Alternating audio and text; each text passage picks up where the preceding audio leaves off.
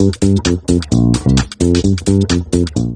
you ask us in Fund 1, probably 3 out of 16 we could truly categorize as deep tech. And for us, definition of deep tech is even if people have the money, it should take them at least 2 years to get to where we get to, right? 2 to 3 years. For example, amines, anybody can say anything, but if you want to replicate the molecule for vitiligo, it will take them 5 years. So that was deep tech. So there's very, very clear differentiation on tech and market entry. So whereas in Fund 2, out of 15 companies we have invested, I would say 50% is belonging to that category. So you are seeing this increase from Fund 1 to Fund 2, and I think we'll see that increase in Fund 3 as well. Hi, wherever you're joining us, I hope you're doing well. Welcome to Startup Fridays, conversations with accomplished entrepreneurs and VC investors. I'm Suryaprakash, and in this episode, Naganand Doraswamy and Suryaprakash Konanuru talk about how they've built Ideaspring Capital over the last 10 years, backing India's early stage deep tech startups. Naganand and Suri, as everyone calls him, talk about how while these startups are part of a nascent ecosystem, they are increasingly coming from India's higher schools of scientific learning, such as the Indian Institute of Science. Naganand, who's more involved with the commercial aspects of their effort, and Suri, who's a full-time dedicated CTO and products mentor for their fast-growing portfolio of deep tech startups, are currently in the very early stages of raising their own third venture fund.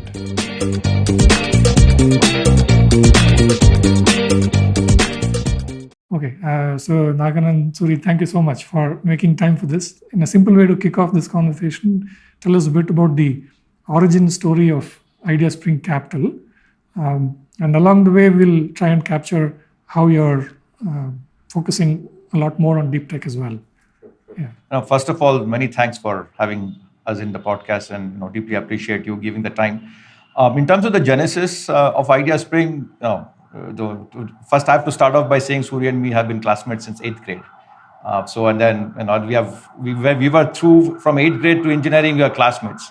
And then we forked off. He went to IIT, I went to Virginia Tech, and we didn't talk to each other for quite some time.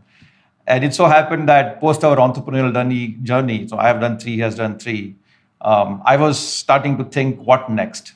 You were in 8th class together? Yes, but in engineering, I saw you finished a little early, did you? No. It was the same. 87, 88 is when we graduated. We were supposed to graduate in 87, thanks to Bangalore University. They delayed it by 6 months, so we graduated in Jan. So we're classmates, both of us class. So some of us put 83 to 88, some of us put 83 to 87. That's all it is. National High School, National College, and then UVC Bangalore, first batch of computer science. And that's how we have known each other. So 2015. So that was the very first batch, was it? Very first batch of computer science. UVC. Which year did it start? 83. Actually, computer science started in 84. So 83, we all got into the respective branches. He was in electronics, I was in mechanical engineering. And 83, they said we are going to start computer science, but since the first year was common across all disciplines, they said you apply, and who are again merit-based, who were applied and were in the merit list, they got into computer science. So 84 is actually when it started, but 83, we are already enrolled into our respective disciplines. So that's how the journey started there. Okay. And 2015, I had sold my startup and was trying to do what next. Choices were very clear: either do another startup or work with entrepreneurs, because large companies was not an option for me, at least. And Surya, I'm sure, will have his side of the story on it. So since I didn't have any idea, and had been doing startups from 1999 to 2015, right? It's a long time, and exited my last one.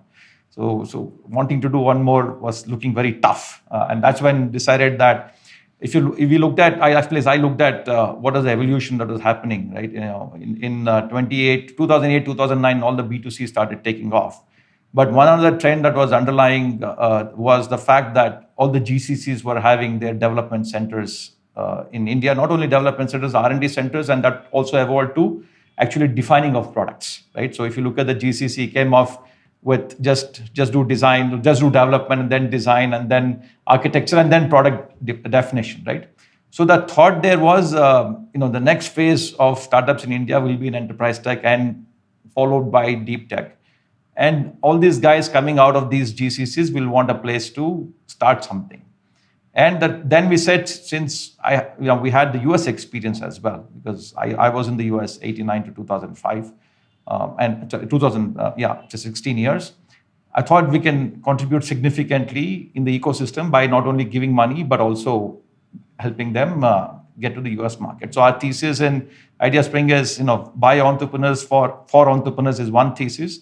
And the other main thing we picked up was, money without mentoring is useless, and mentoring without money is also useless, right? So we tried to combine those two, and that was the genesis. Then we said, let's raise a small fund where we kind of become partners to the entrepreneurs, help them in the initial phase of the journey, 0 to 1, and that's where we still stick to. 0 to 1 is where we want to really focus on. And that was the genesis, right? And that's how we said, let's start something. And there are two important things for us at that time. One is we are raising capital, so we should give money, the best possible returns to the investors. That was one goal we had. And the second goal also was to support product innovation in India, right? So those are the two key goals we had, which continues even today. And that's what we want to do. And that was the genesis of Ideaspring. So I'll let Suri add his side of the story to that. Yeah, actually, after we forked off, right? So I worked in Wipro, built products. So I have always been building products for like 25 years, 10 years in Wipro and 15 years over 3 startups. So after my third startup, again, the same question, right? What next? So I had actually written down telling that, okay, I want to be working with entrepreneurs, but maybe as an enabler, rather than actually doing one more startup or delivering one other product, because I've already done that 3 times. That's when actually I met Naganand in one of the Microsoft Accelerator demo day of all the things. And he said, okay, let's meet again. Because I didn't know what he wanted me to do. So I thought maybe since I knew that he was doing angel investment, I thought maybe one of his startups needs some help. So I said, okay, let's meet. And then he said, oh, this is what I want to do, like a fund focused on B2B and not just money, but also help them out. And then that's exactly what I was also looking for to do as next step in my life. So he said, yeah, I'll wait till we raise money and all those things. We'll do that together. Yeah. Can you talk about why you wanted to focus on sort of the early stage? I mean, the spectrum of early stage. I think it's a combination of factors, right?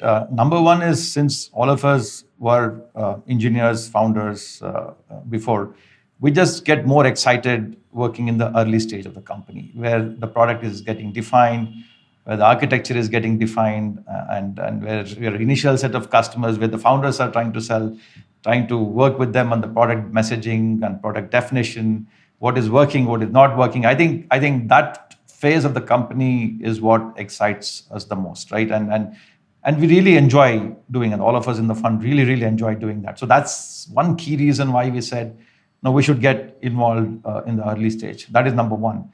And number two also, like you said, first one, it's hard to raise large capital, right? Because we have come from the US and, we have done some things here, but we have no fund experience. And we wanted to be realistic in terms of what we could do. And hence we wanted to only focus on products, number two. And number three is, our focus remained B2C for the B2B. And we didn't want to do B2C at all because we have no experience, we have no idea, nor do we enjoy doing that. So we thought a smaller fund is sufficient for B2B. B2B startups in the initial stages don't need to raise as much money as B2C.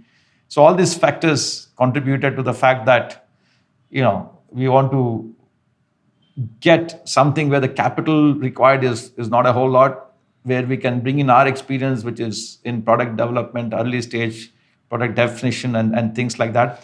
And where you could also say that the horizontal that is required across all companies, because we always have said we will not want to get domain, we can't get deep into domain experience, nor can we get deep into tech, because tech keeps changing all the time.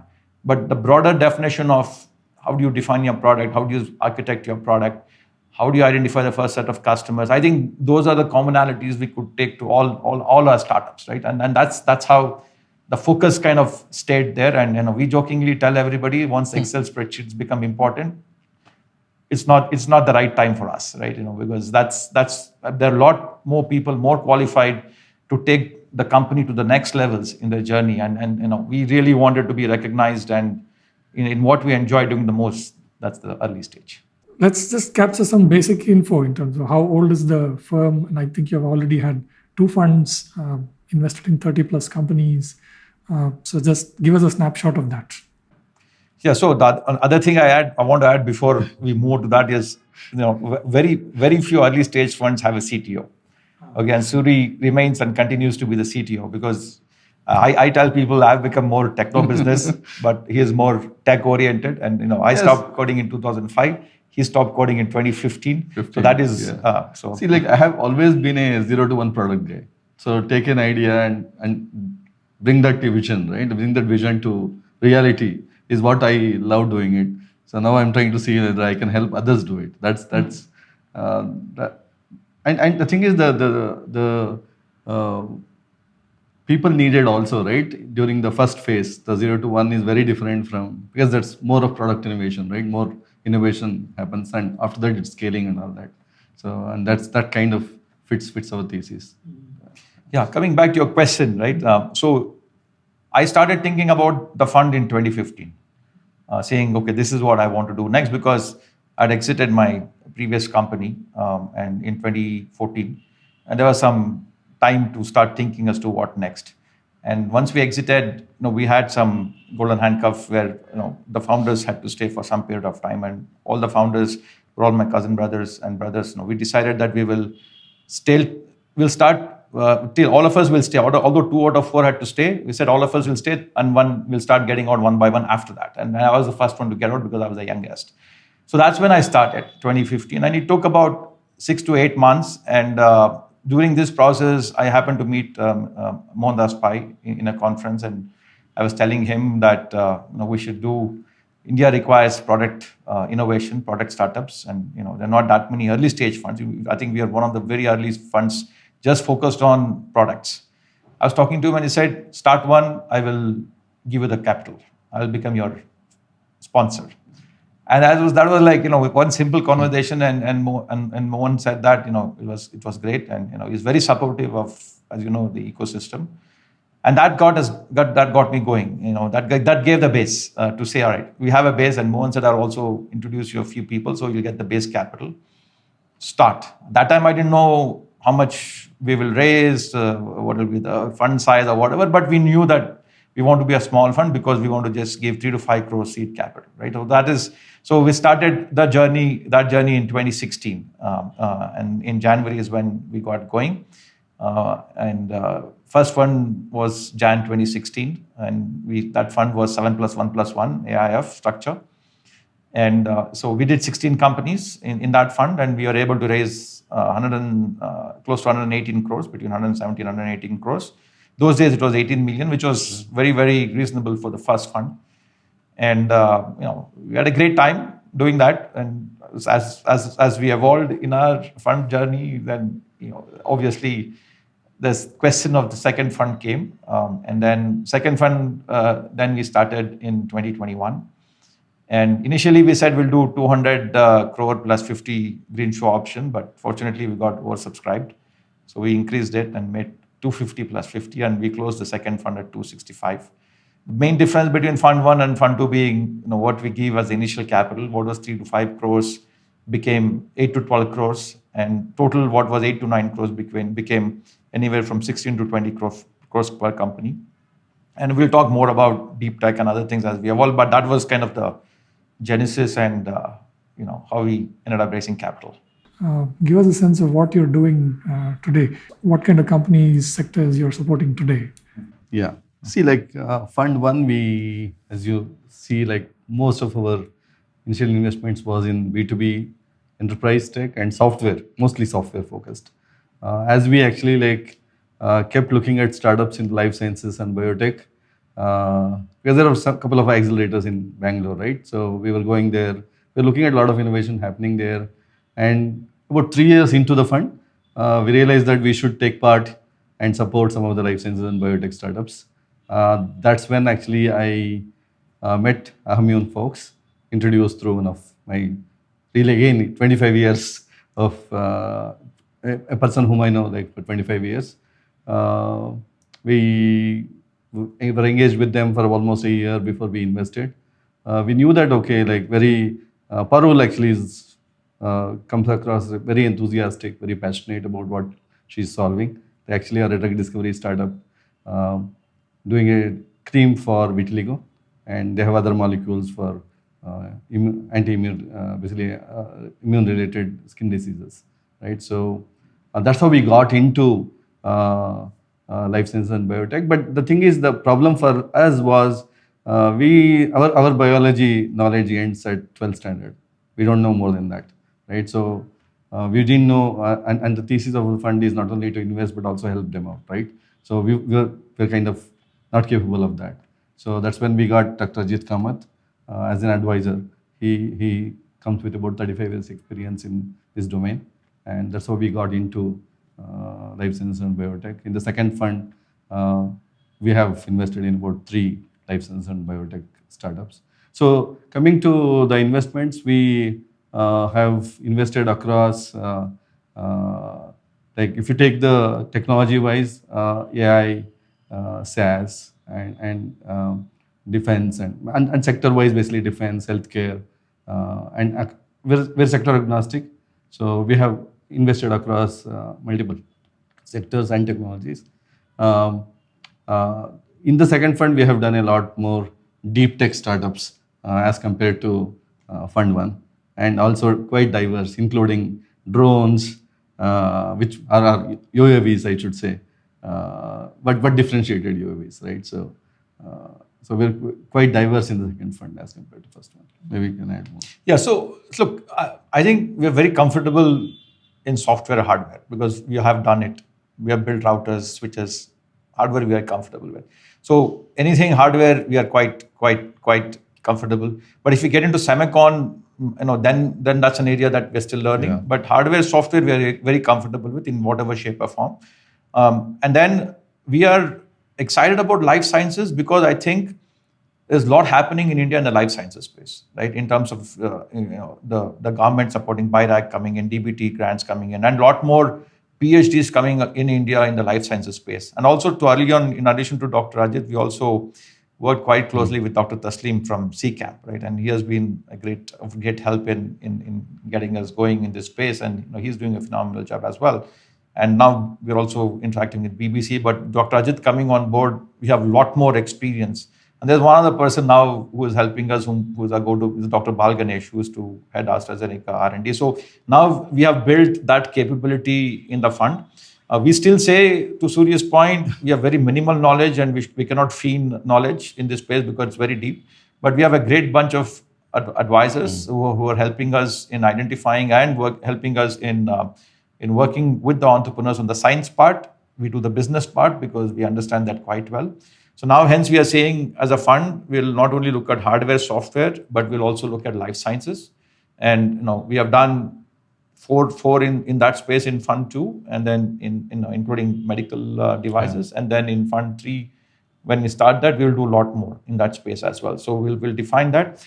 And in terms of other areas, we are quite open, because we don't like to box ourselves in India yet on the deep tech space because it's still evolving, right? And it is very, very hard to say I'll only focus on semiconductors, I'll only focus on this, because you will not find enough companies to invest in this stage because the ecosystem is still not built, which we'll discuss probably in a couple of other questions. But that's kind of where we are with our thesis. Stay focused on where IP, intellectual property, and tech is a differentiator, whatever that is. If we don't have the capability in the fund, bring advisors who can help us, whom we can trust, and most importantly, who have similar DNA like us, right? Because our DNA is very simple, straightforward, nose to the ground. Make sure that you deliver, and don't speak more than what you can deliver. Just to capture the sort of timeline. I mean, I know that funds overlap and you will continue to invest and so on, but roughly, formally, when did you kick off the Fund 1 and when did you start the second fund? So 2016 is when we kicked off Fund 1, and 2020 is when we started thinking about the Fund 2, right? Because we have a very simple thesis. When we raise a fund, we should have exhausted the previous fund first round investments, right? Because we have never been in a stage in fund 1 or fund 2 where when we get a new company, we are confused as to whether to invest from which fund we should invest in, right? So that we have been very clear. And we do, in the first one, we said we'll do 16 to 18 companies to our investors, and we did 16 companies. In the second fund, we said we'll do 18 to 20 companies. Now we are at 15 companies now. So now we know that if you start thinking about the third fund, by the time we have that process going, by the time we would have exhausted investing in first round, we'll only do follow on. And we also had very clear thought process that, fund 2 will not invest in fund 1 companies because the thesis is different. Because fund 1 companies, by the time fund 2 comes, they already have advanced. We look at it in the third fund, whether we should continue the same thesis or we can allow the next round to happen here. But very clear that the first round of investment should have happened before you start the next fund. I had a chance to speak to some of the founders you have invested in, especially on the deep tech side. I think very early on, some years back, Ambi could now be seen as a climate tech / deep tech company. More recently, Okulo, Paridi was such an amazing conversation. Generally, VCs talk about how they invest in the founder and not so much specifically in the idea, especially in the early stage. But in the context of deep tech, what is it that have to be checked, those common check boxes across these founders? So there are 4 or 5 parameters we use, and so you can add if I'm missing anything here. See, one is obviously the founders, right? The ability of the founders. What we look for is their core competency in terms of the tech they're trying to build. So that is key for us. Compared to B2C, where you can say I'll invest more on the founders' capability, because that you can now change plans and then do something else. But in case of deep tech or B2B, you need the founders to have deep domain and technology expertise. For example, I cannot tell Pariti, since you brought up Okulo, to say, no, from drones to you go do something else. It has to be drones. You have so much has been invested, and there might be pivots along the way for the drone, but you're not going to go from aero to something else, right? So hence we look very, very closely at the technological capability of the founder. That's a must for us. That is very, very critical. And then the second thing we look is, is there enough market for what we're trying to do? But that is very hard to predict, because you can put any billions or trillions or whatever numbers against any company. But at the stage we come in, it is very, very hard to say, okay, this will become 100 million revenue company or a 500 million revenue company. What we look for is, there is a technological trend that will make this a viable startup, and there is a market to capture. Okay, so overall market, we kind of make sure that there is something out there. But what is more important for us is we try and understand if we see visibility at least for 10 million revenue. That becomes critical, and that is more tangible, right? So we look at, does this founder have the capability to get to 10 million revenue, and is the market large enough post that, right? And what that we don't know. Whether that company will become from 10 to 100 mil, will that become, we don't know. But 10 mil is what we clearly look at, in terms of their ability. And then balanced team. There are at least 1 or 2, 3 people in the, either in the founding team or founders who have the capability to deliver this to the market. So that becomes another important criteria. The final one that is very important for us is for the capital you're going to raise. What is that you're going to deliver that will attract the next round of investors? So that is a must for us. If we don't believe that we have that visibility to say what is that you can deliver so that you can attract the next round of investors to come in, then we won't invest. Right? So these are some of the things that, very, very focused parameters that we look at in making our investment decision. Just to add to what Naganand said, one more thing we are very, very look at is the technology differentiation. Is it like something? How are they differentiated from other guys building the solution? Like basically, even if you take Okulo as an example, it's actually a long endurance is their USP, right? Like 8 hours, whereas other drones can only maybe run for 1.5 to 2 hours. So, and also solar electric hybrid. Because we have seen a lot of drone startups, but this looks very differentiated. So that's one more thing we look at in each of the companies we invest. What is the technology differentiation they bring to the table? and how it benefits the customer. In terms of the founders' capabilities, are we getting to a place where even in India, there are entrepreneurs who can build really sort of inventive or invention-based products, whereas earlier on in the deep tech story, it's more at an application level where the underlying tech might have been developed somewhere else. I just want to get a sense of how you're seeing that evolution. See, like one thing we have to agree is PhDs and deep invention in India is still in the early stages, right? The example I give is, you go to US, they take any top 100 universities, the amount of research, the amount of money that is being spent on research is humongous. And you go to large companies, the amount of money that goes into R&D, actually research labs, right? Whether you look at Amazon or Google or Microsoft, is huge. So I think, we have a long way to go with respect to being deep tech inventive like you can do in the US.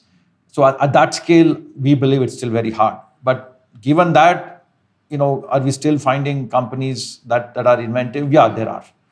Volume-wise may not be, but if you really work hard, you'll be able to do it. And for example, us being in Bangalore, we are working very hard to get more startups from IISc. Right now, we have invested in 2 professors who have come out of IISc to do their products. And these are very, very inventive products because these are people who have been working on deep research, and those products have been converted into that research has been converted into products. Simyog, which was from Fund 1, where we are building a EMI/EMC simulator, Professor Dipanjan Gope. Second one we just invested is in Professor Umapati, who is was 35 years experience in Raman spectroscopy and dual prof in chemistry and as well as systems.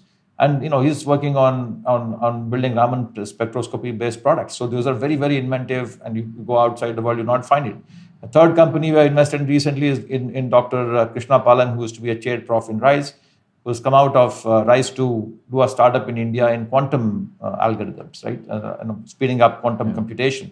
So and then you have this life sciences startup and this drone startup, and this climate tech startup. So now you're seeing that more and more companies are coming out, inventive companies. So, if you ask us in Fund 1, probably 3 out of 16 we could truly categorize as deep tech. And for us, definition of deep tech is even if people have the money, it should take them at least 2 years to get to where we get to, right? 2 to 3 years.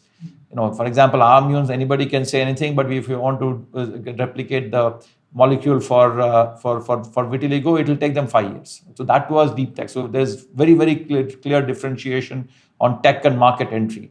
So whereas in Fund 2, out of 15 companies we have invested, I would say 50% is belonging to that category. So you're seeing this increase from Fund 1 to Fund 2, and I think we'll see that increase in Fund 3 as well. But is it a volume game? No. Can we do as many that US can do? No. But we are where we are, and we are evolving, and then we have to be patient. And more investment has to go in education, right? If you'll get inventive products either when you have companies investing a lot in IP, or you have universities investing in IP or research, and then still early stages in India on that. So if what you're saying is the beginnings of a really promising trend where our professors are actually now coming out and building companies.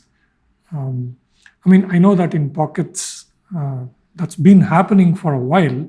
Now everyone knows about what's being done in IIT Madras or in certain pockets, IIT Bombay and Science and things like that. But it's not yet like a full-fledged mainstream kind of trend, right?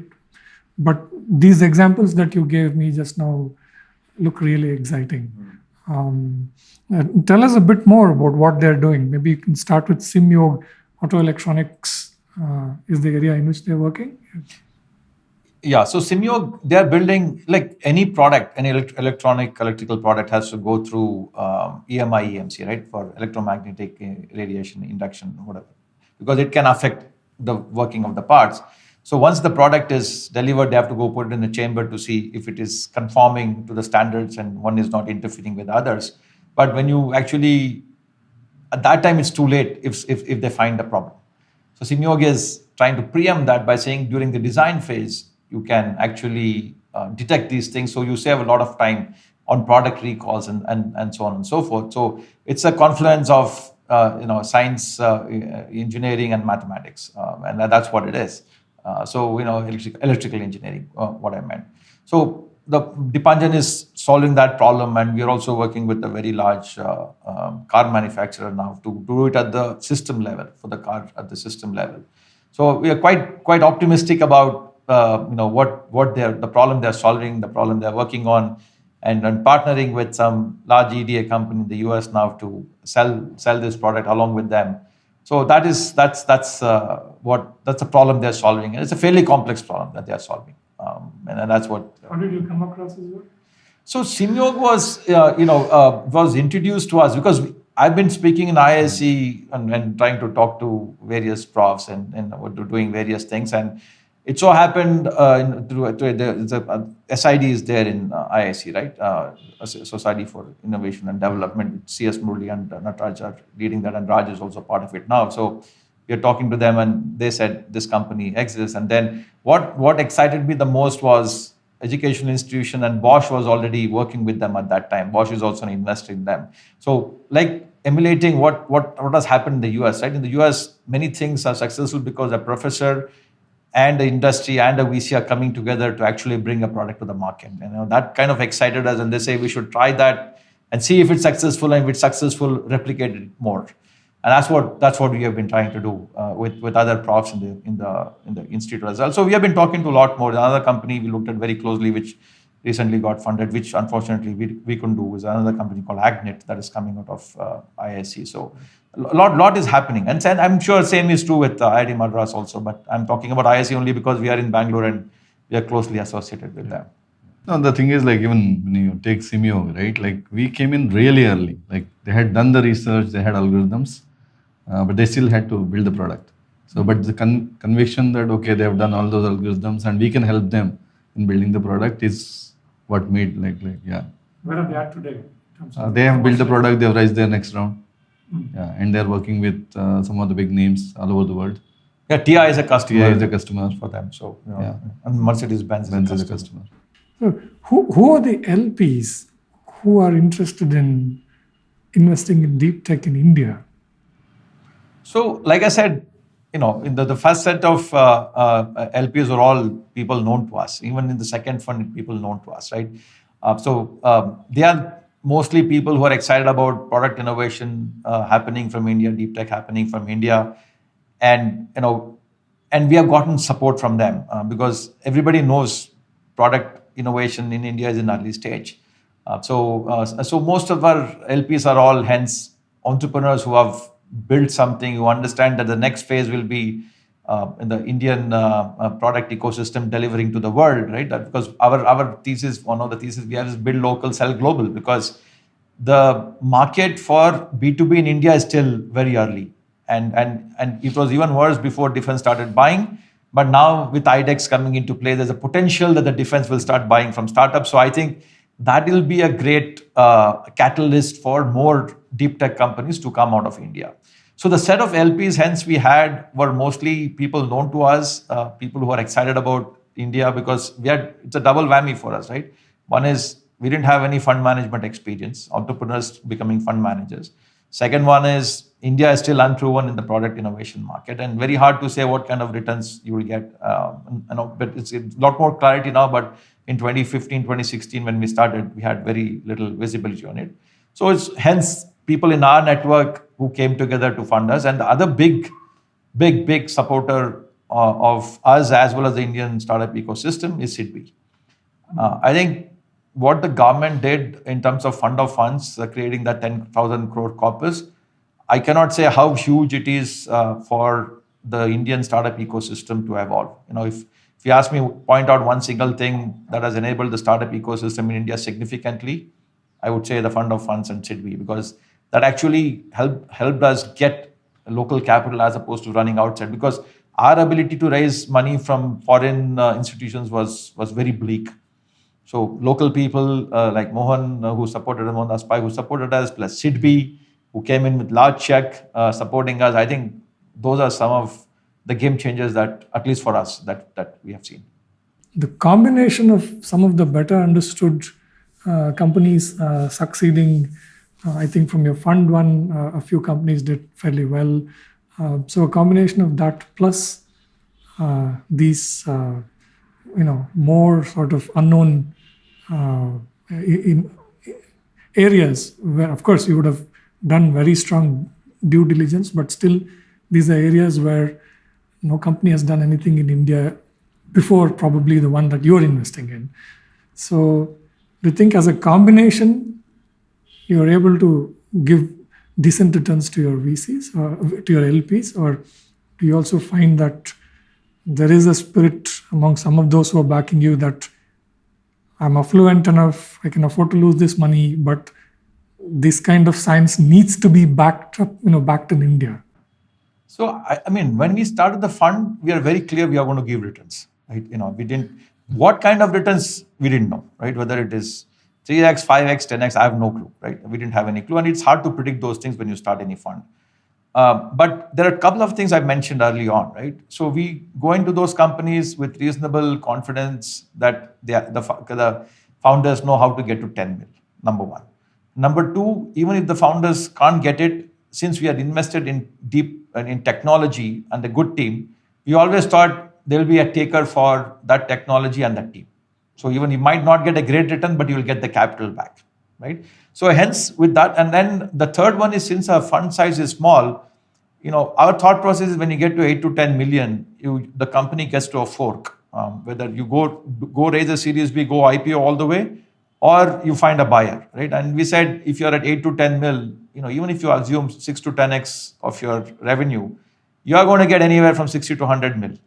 And we own 15, 20%. So we are saying, even if you get 2-3 exits like that out of the 16 companies, you are giving good returns. So hence, when we started the fund, we told our LPs that, look, this is our calculation, this is our thought process. And I think returning the capital, we will do it. There's no two hoods about it. That is 95+% confidence. Giving you 2x, we would say 85% plus confidence. Giving you 3x is 75 plus confidence. 75% plus confidence. Beyond that, we don't know. Because it's very, very hard to predict, will you give 5x, 10x? That you can't say, right?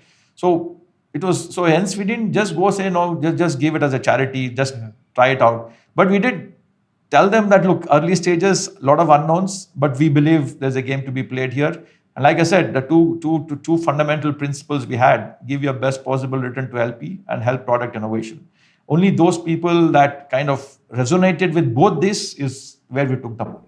Is it more along the lines of this is another asset that they are considering to invest in, or do you get to have really meaningful conversations about building these technologies in India? Naganand talks a lot to LPs. Okay. So I was talking too much. I thought Surya will take it, but I'll let next question. See, the thing is, some of our LPs are also tech guys. So that's what actually so they do understand, and some of them actually also advise us on some of this, and we go to them for help, for connects and all those things also. So it's not pure LPs who are only non-tech guys, right? They're all they come with the technology background too. So far, Sidbi is a pure financial investor, right? So if you look at LPs with pure financial interest, very, very small. We have two large people, and even they are there with the intention of supporting the ecosystem, right?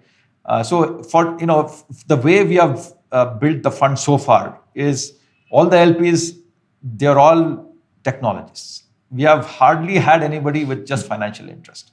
Now, is that going to be true for Fund 3? Probably not.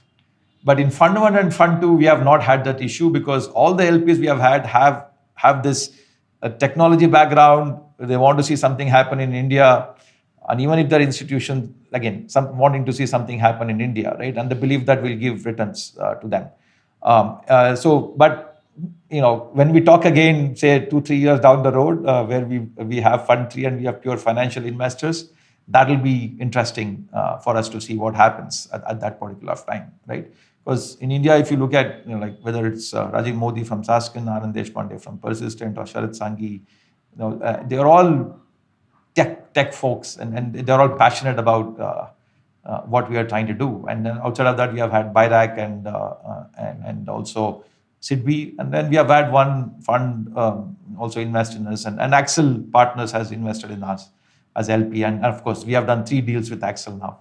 That's awesome. We're very happy about it. And Evolvence has come in as an investor, as an institution, and they also want to see how our companies grow, so that they can do the follow-on investment as required. So we have been very fortunate enough to have people who actually understand tech, who are passionate about the Indian ecosystem being our LPs.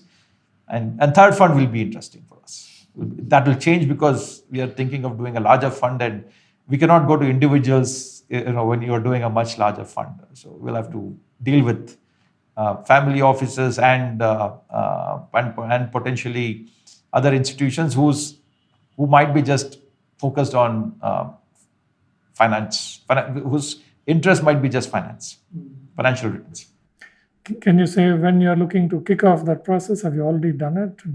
In the very, very initial stages of thinking through it, having some very initial conversations. What's your early sense of how big this fund needs to be? We're thinking thought process currently is 500 crores plus 200 crores green shoe option, but that's the initial. So we need to get the pulse of the market as to how successful we'll be in onboarding a few institutional LPs this time. And then we are having very initial conversations on that. What are you seeing in the specifically in the deep tech context, because of which you feel that you can deploy much more money? And it also, much more money, and also it needs more time. So we are working out on the time horizons also, right, for the third fund.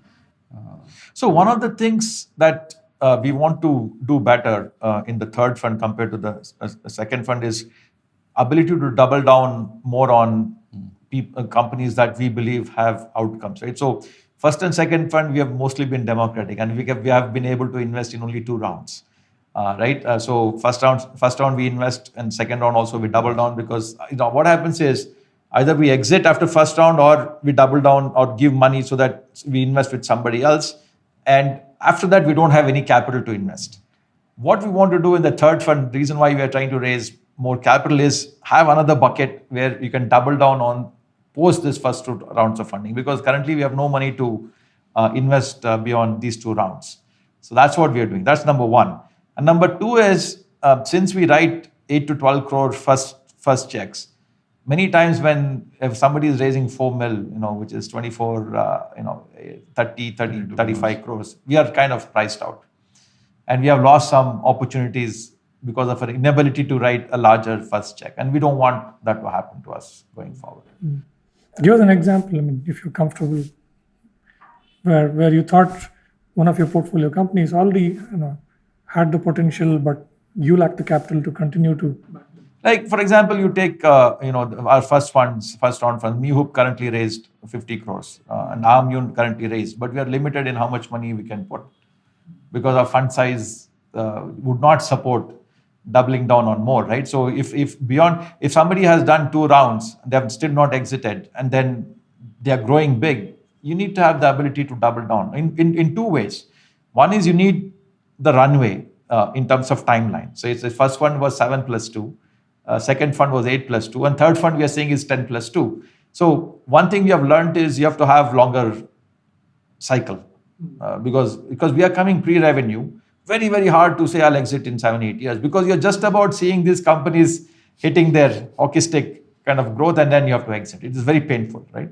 And in Fund 1, other thing that happened was we lost 2 years because of post-COVID, and the market was under severe correction. The startup ecosystem got whacked. So all these parameters we're not able to consider. So in the third fund, hence, what we are trying to say is not only will raise more capital so we can double down more on guys who are raising further round of capital, but also have a longer window just so that we can stay in it longer. We have to be a lot more patient than what we were in Fund 1 and Fund 2. So this is also an interesting commentary on how the ecosystem is changing. So you are now seeing specific companies in specific areas that are hitting that growth stage Yeah. in deep tech. Yes. Mm. Yes. Okay. That are. And then I think that trend will continue. I'm fairly optimistic. We are fairly optimistic in Ideaspring that otherwise we won't be doing the third fund.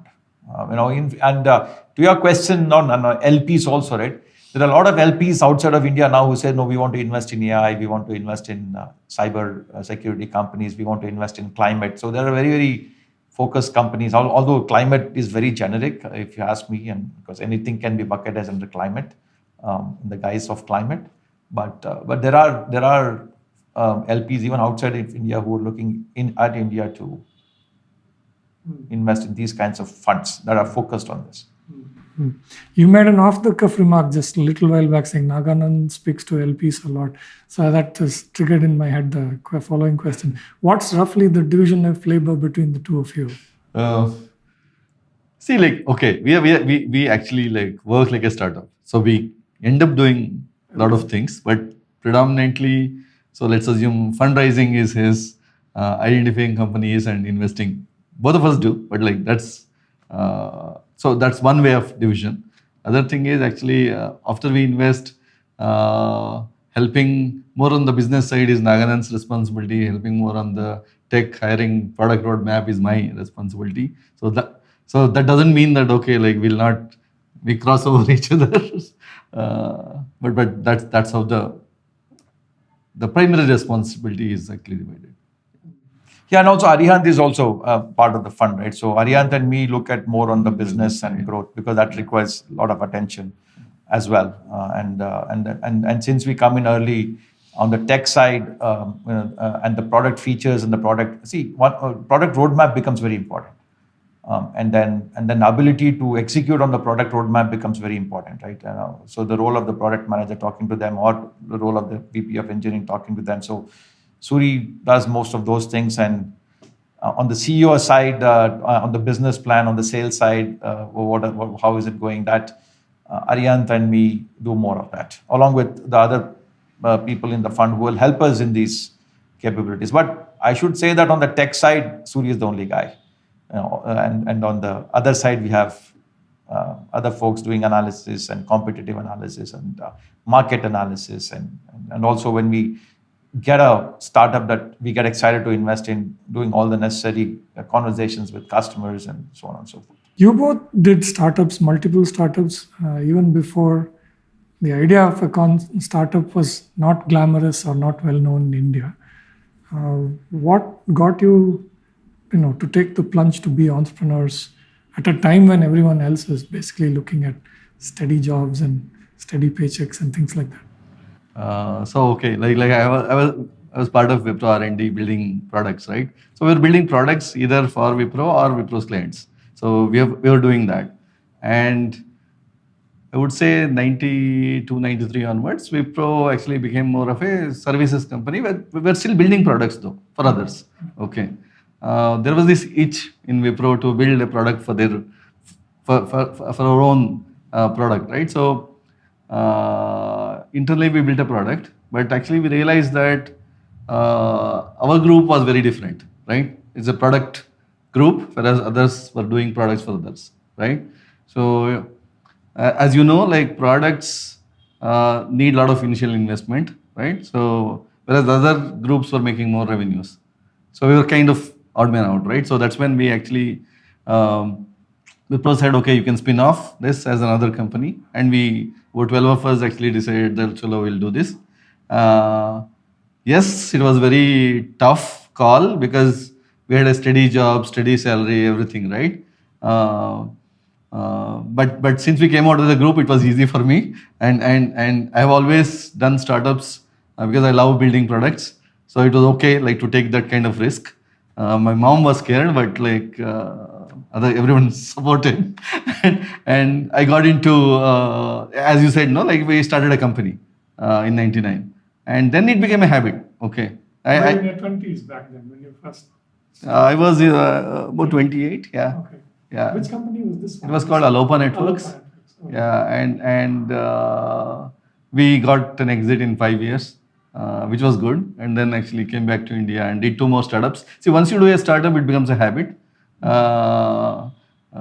that's how I continued. And as you remember it, as you recall it now, looking back, what happened in India because of which there was that wave of really interesting product companies that had started in India, but they all sort of died down. And as you recall, I mean, what happened? What went wrong? See, in the towards the end of around 2000, there were a lot of product companies. Like we were one of the first, I would say, startups, if you can call so, because we had 3 startups in the same building. Okay.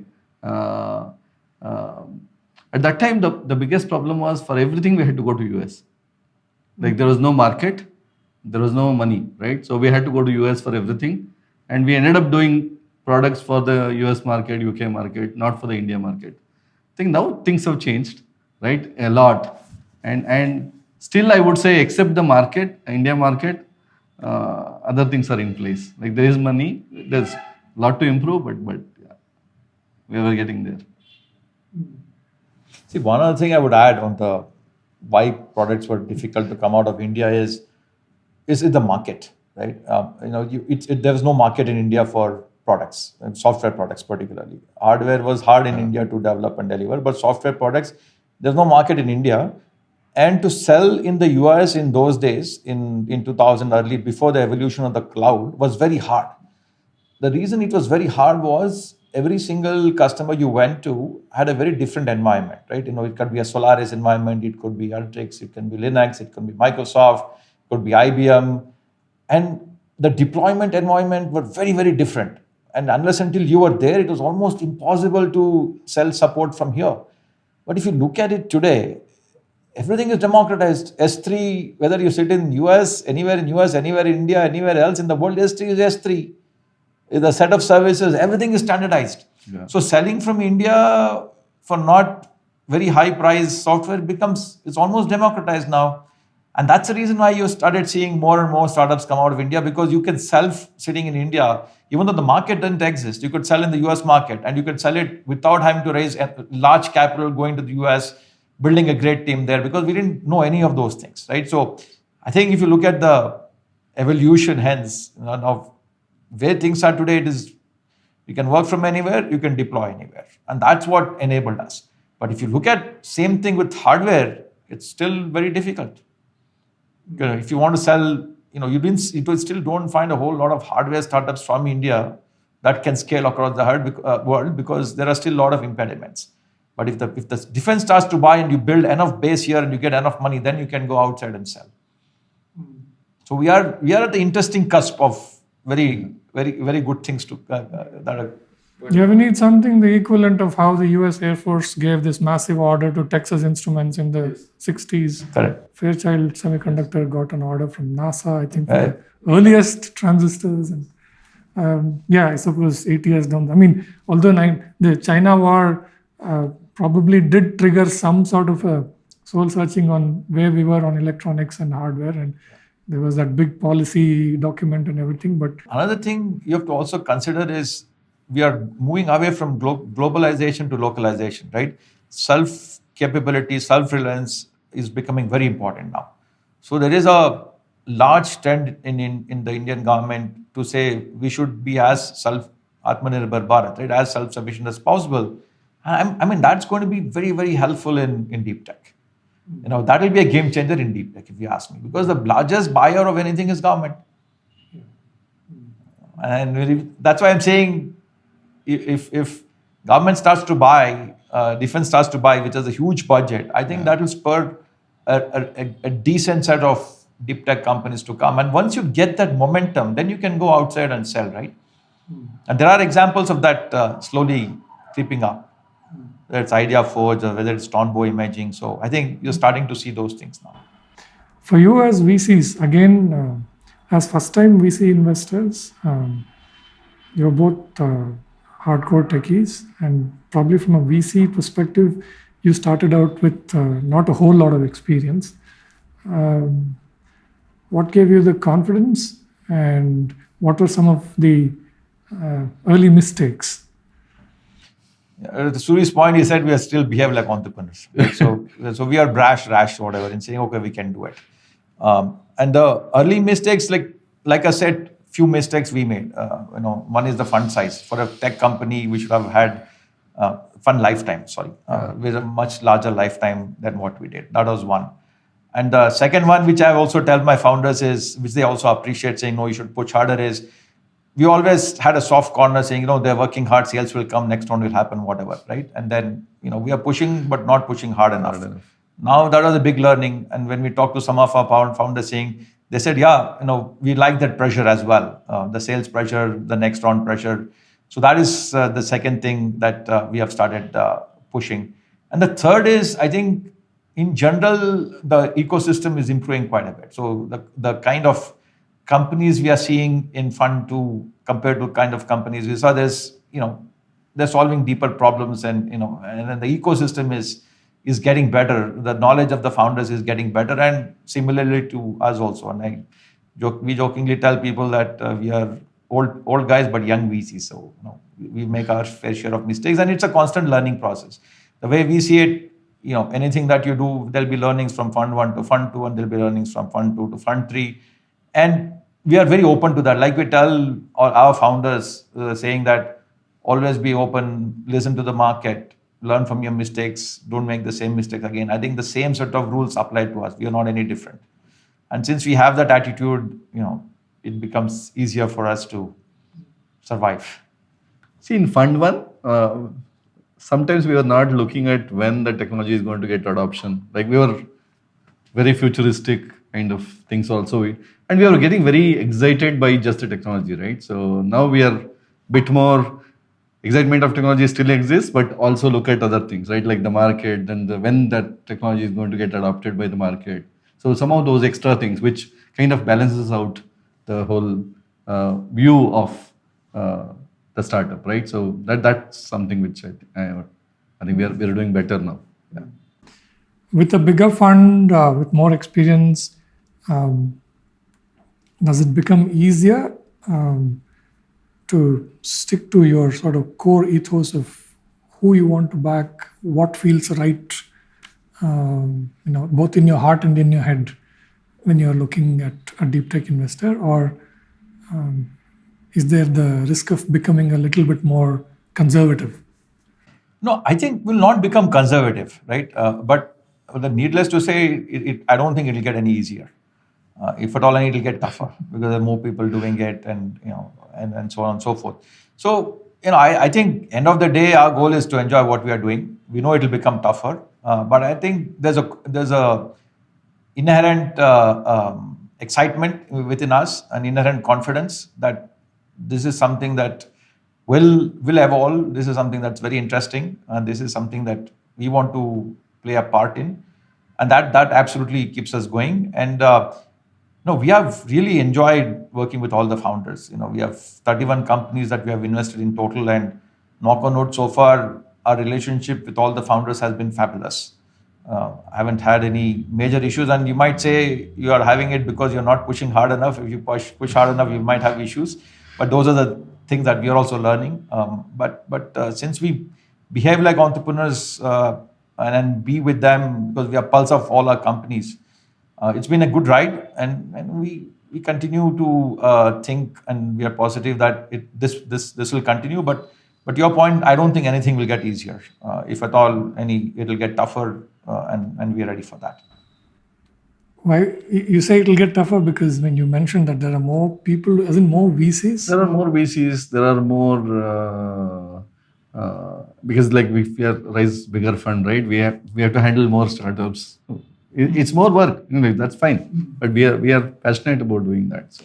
And I fundamentally believe once you think something is easier, then you relax. So you should always think things will get tougher and keep working hard, right? Because there's no substitute to hard work, right? And be as humble as possible, because even people with established things, they'll still have issues in picking the right companies and whatever, right? So I always believe things will get more complicated and tougher as you go forward. Tech is changing on a daily basis. So, for example, Gen AI. It's not easy to make a investment decision on a Gen AI company. It only gets, because things are changing so fast. Your life is only going to get tougher in trying to predict. How will I predict 3 years down the road this company will still be relevant in Gen AI? Impossible. So we believe there are going to be bigger challenges coming down the road. If you step back, both as people who have a lot of tech experience, first-hand tech experience, but also now as VC investors who almost done this now for 10 years, do you say the Indian deep tech story today is at a stage where there's enough critical mass and you feel that the story is real and that it will continue? Or do you think we should brace ourselves for one more round of disillusionment before things will take off? So I don't think there'll be disillusionment, right? I don't think there's a critical mass either, right? See, to me, the critical mass is you need a lot more support in various aspects, right? The reason I say that is we should not become complacent. Look, if you look at how many PhDs are coming out of good technical institutions, outside of IISc, very few in the engineering space. In the sciences, life sciences space and other things, you have a lot more PhDs coming out. That is number one. So you need to invest very, very heavily in churning out more good quality PhDs. And that's a 10-year effort, 10, 15-year effort, right? It's not something that will happen overnight, number one. Number two, there has to be huge capital allocation for that. That needs to happen. Number three is, where is innovation happening in India? Where is the investment coming in? Government or private? Private investment in innovation is still what? 1.5%, which is very small. So I'm saying we still haven't reached the critical mass. We are still in the process of getting to the critical mass. That said, we are finding companies, but are they in the volume that you will be happy with? No, they're not. So we are optimistic. For our level, we'll find, we invest in 4 or 5 companies a year. For that, 2-3 deep tech companies we'll find, because we'll hunt for it. But can it happen in large volumes? I don't think that is still the case. We are talking about semiconductors now. We're talking about chip manufacturing now. We're talking about quantum now. We're talking about Gen AI investment now. But those things require huge investments. Not to compare against us, China, but if you look at how much investments go in China for AI and other things, we are very small percentage of what China and US are investing in. So that's a big challenge for us to say, we have reached a critical mass in deep tech. We still have ways to go. I think we need to continue to invest. VCs have to continue to invest in startups, but we need much bigger investments to come in the form of grants, in the form of PhDs, and investment in higher education, investment by private companies into this. So there's a much bigger game to be played. Things are underway. The things that gives us the optimism is things are underway. The government is discussing a lot of these aspects.